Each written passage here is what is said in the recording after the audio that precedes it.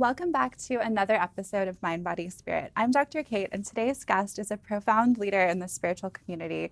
She is a sound bath curator, among other things, Kundalini teacher. Please welcome to the show, Miss Anna Natanel. Did I say it right? Anna. Anna Natanel. Anna, how are you doing? Thank you so much for coming. I'm doing so great. Thank you for having me. I know you're really busy. I've been trying to get you here for a while. Do you want to talk a little bit about what you were just doing or playing? Yes, I was playing the moon gong. Gongs are to clear the subconscious mind, and this one is tuned to the energy of the moon.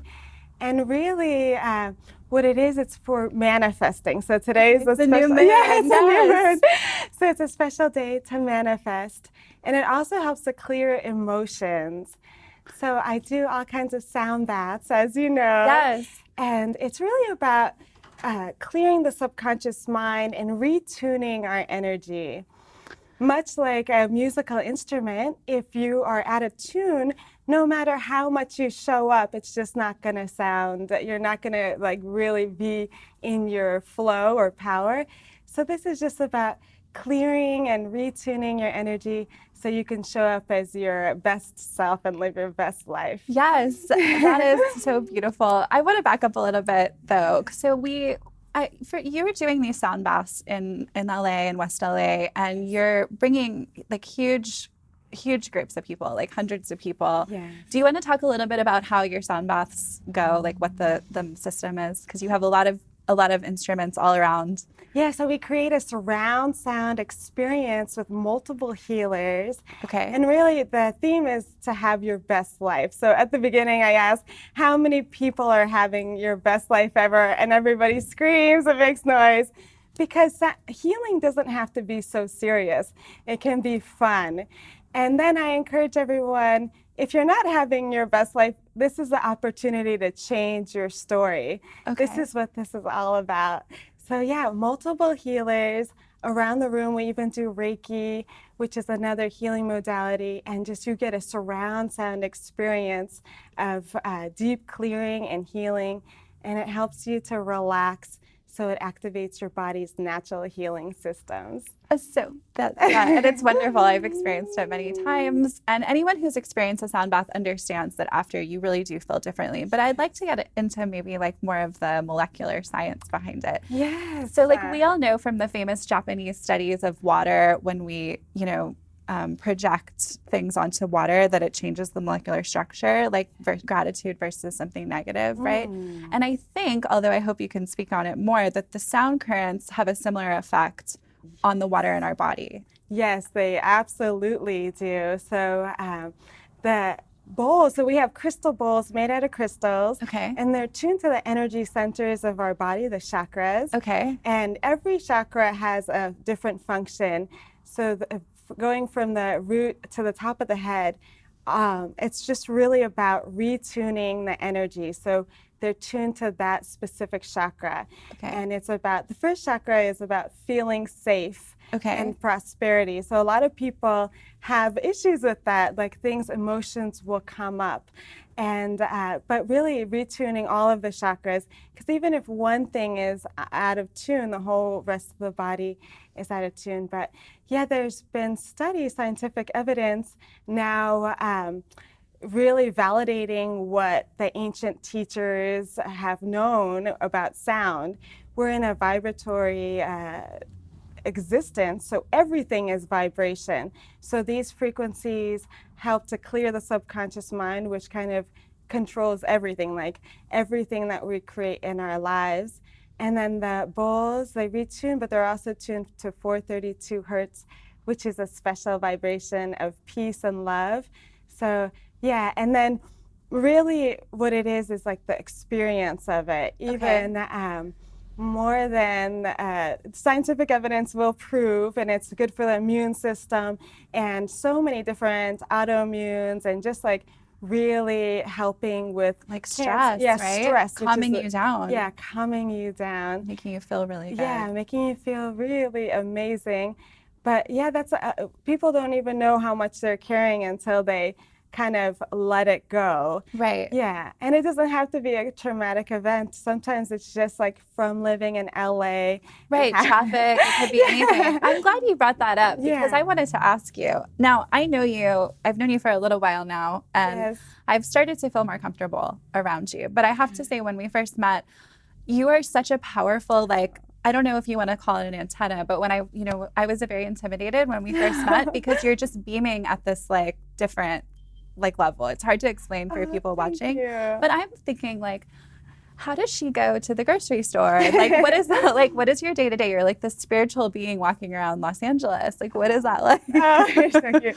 No. Well, I feel like I meditate every day. That's like one tool. If I don't do the Kundalini yoga, at least meditate.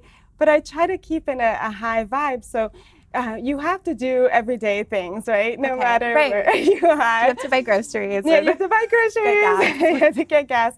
And really what I try to do is, control my thoughts, words, and deeds. So, and really just be in that high vibe. So fill my cup until it's overflown. So then when I show up at the grocery store, something happens, I'm not going to be knocked over. I'm still going to be like in that space.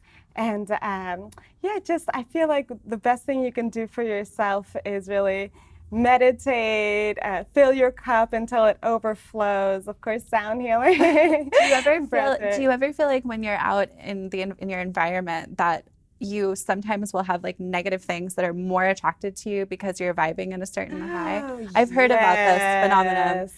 Absolutely. I feel like we create our realities. Okay. So sometimes if I see that everything is going wrong, like I hit this traffic light, I'm running late, all these like common things, and I know that it's not what's outside of me, it's actually I'm creating this, so I stop everything that I'm doing, and then I try to do some breath work. Okay. Or if I have like a little bit of space, I set my navel, so stomach exercise. Okay, no, I love that. It's the little tools, because when your navel is set, then you don't have to look outside of yourself to manifest.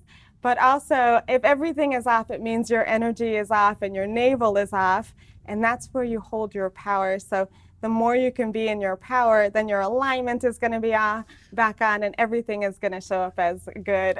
But let's say you're in your alignment and you're set and everything's good. Do you ever just have negative things just kind of be attracted to that light? Because that's something that I've heard other they talk about when you're on the spiritual path and you're ascending more, that you can sometimes have that kind of rebound, right? Oh, it's yes. almost like, and what do you do? Like, do you think that you're helping with those people that are coming at you like that? Yeah, well, sometimes people will come at you and then you have to see like, what is this teaching me? Okay. And, but like even if I go to the store and I'm not dressed in white, people will ask me for help. Really? Right? Really? Yeah, like people know that I'm here to help, like even strangers.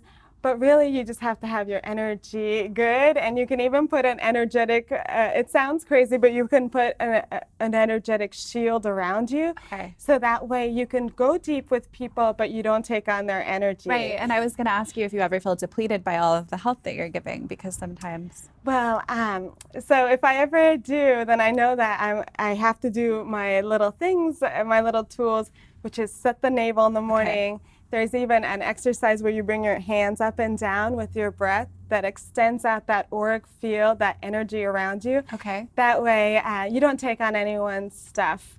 In the olden days, it was like, take on someone's pain, heal it for them, and then they're cleared. Yeah, clear. But really, they're going to recreate that same situation in their life again. So that's not doing any service. So the best thing you can do is keep your energy protected, strong in your navel, and be in your power, and just help them heal themselves. So that way it's a big energetic shift in their life, and you don't get depleted. So there's like a fine balance, because you want to help everybody, but the main thing is... You can't do it for them, because then it's like fishing for someone instead of teaching them how to fish, right? Or giving them fish. Yes. I'm like using it old. Wow, yeah, okay. Now, let's go back to before. What were you doing before you were doing this? How did you get into sound healing and your spiritual path? Oh, good question. I'm sure that's what everyone really wants to know, right? Yes. All of your followers. Well, I was living in South Florida. That's Like, another thing yeah. that we have in common. Right. And I was actually in the spa industry. So Okay. my mom started European day spas, and I was helping her. And really, what I wanted to do is create a healing center. So they were based in beauty. I was based in like, no, we need healing modalities. It's the same thing, right? Yeah, it's If the they go same together. thing. And then I was at a very young age, I just felt, I think it might have been like the teenager, like, the normal teenager angst. But I was like, there's got to be more than this. Right. And then I started looking. Back then, we didn't even have yoga studios Right. in Florida. Now everything is up to California standards, but it's like reading the books and meeting people. It feels like once you have the idea of doing it, all these teachers Just show come. up. Yes. Oh, I just got chills.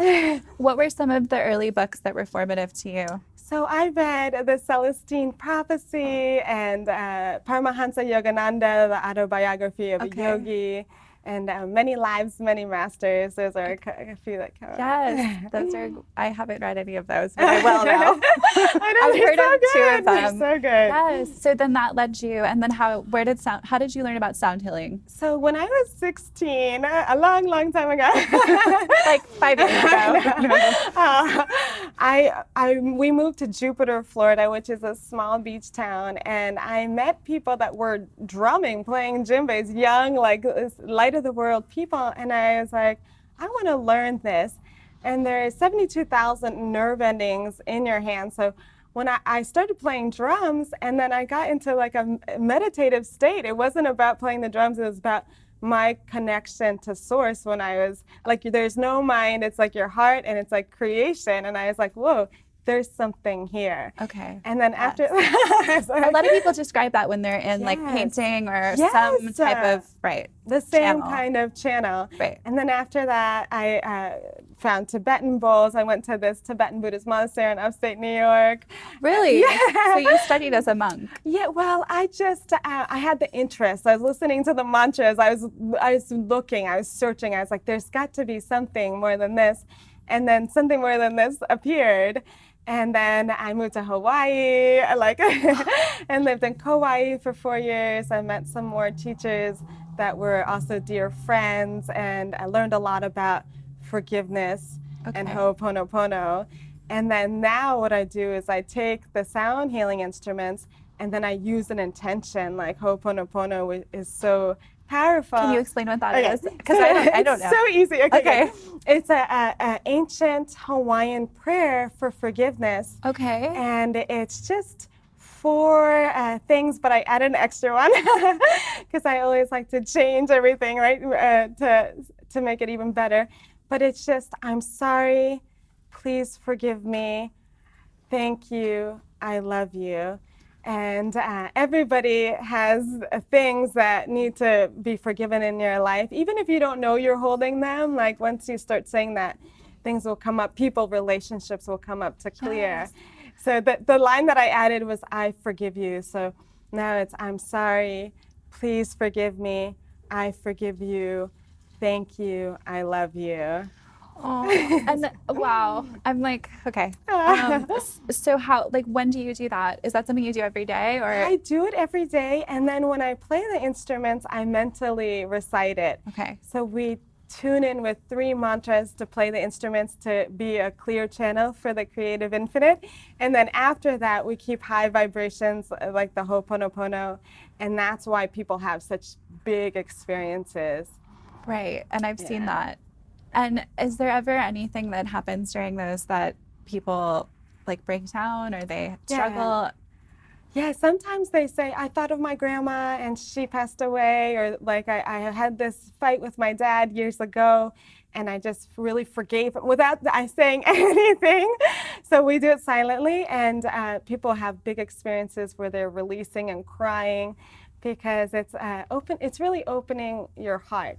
Yes. Can we talk a little bit about that, about the heart chakra and processing? Oh, yes. You take it away. So the heart chakra, it's really, we create our reality and we create our limitations, and a lot of that has to do with old pain that we felt that we're carrying around in our heart. So I just did this other meditation yesterday, so I'm so glad. And that's like a sanskara. Is that what you would describe that as? Well, or a karma, or it's something more recent? it's even something, well, everyone has traumas, right? And everyone's had relationships. The first ones are the mom and the dad. And it's just, even without giving it a name, I would just say it's like, it's the human experience. Okay, yes. Right? It's to process feelings. Yeah, it's to process and feelings. And we either open our heart even more and get even brighter, or the other thing is that we close our heart off. So we witness our reality through this filter of experience. And sometimes if there's trauma, we'll recreate it to feel it and heal it. So, And is that positive?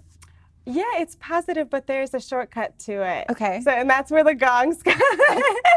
It's clearing the subconscious mind so we don't have to recreate the same story in our lives over and over and over again. Okay. But really the heart holds a lot of like the emotions and the relationships, and really it can be such a big, powerful tool for manifesting for everything, or it can be your greatest limitation, which is your own self, right? Right. Yeah. Right. And now, do you think that's when we feel these really wonderful feelings in our heart and it feels so good, is that something that we're supposed to also not hold on to? Or is that, I mean, staying in this light? Yes, 100%. I mean, you want to be in, feel those good feelings, and then you just want to honor where you are.